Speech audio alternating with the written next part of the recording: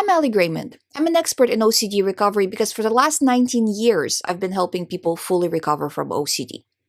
If you would like to do personal coaching with me, all the information is on youhaveocd.com. You can sign up from there.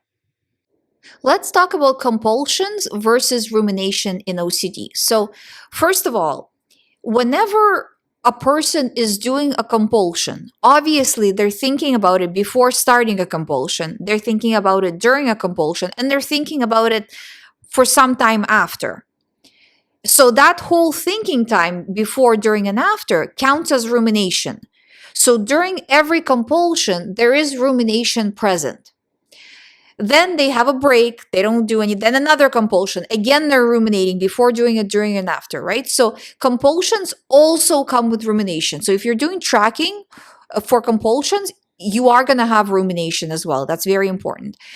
Now, rumination in itself, if a person has PRO, they can be ruminating for hours. So rumination, in my opinion, PRO type of rumination, does a lot more damage than, let's say, if a person only has checking of the stove compulsion.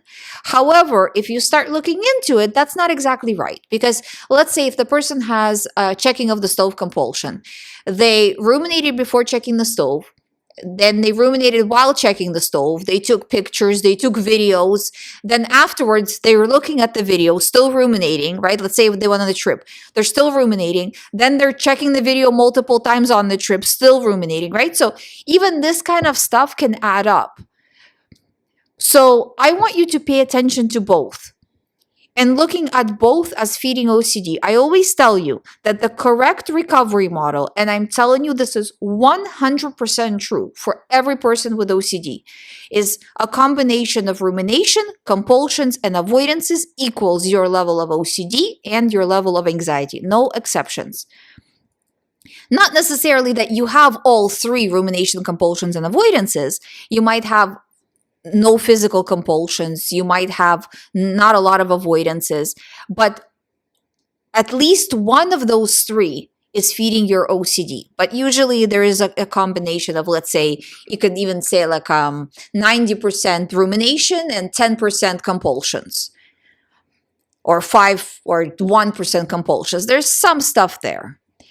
And the compulsion can also be checking the internet, trying to figure something up, digging up information, confessing, reassurance seeking, right? And also rumination is involved in that. So I just want you to be aware where your OCD boat is leaking and to start plugging up all of those leaks. And a good way is to look at it like this, like a boat that's leaking, rather than this is my one theme and this is my other theme and this is different from this. It's all the same. It's all rumination plus all compulsions plus all avoidances. The content is not important. I've been doing this for 20 years, recovery work with clients. I'm telling you as an expert, the content is not important. It's about overall how much you are feeding the disorder day to day. You keep feeding it more and more, it's going to grow more and more. You start feeding it less and less, it's going to start to die down. So you are the captain of the ship. What you do matters. Every moment of the day it matters.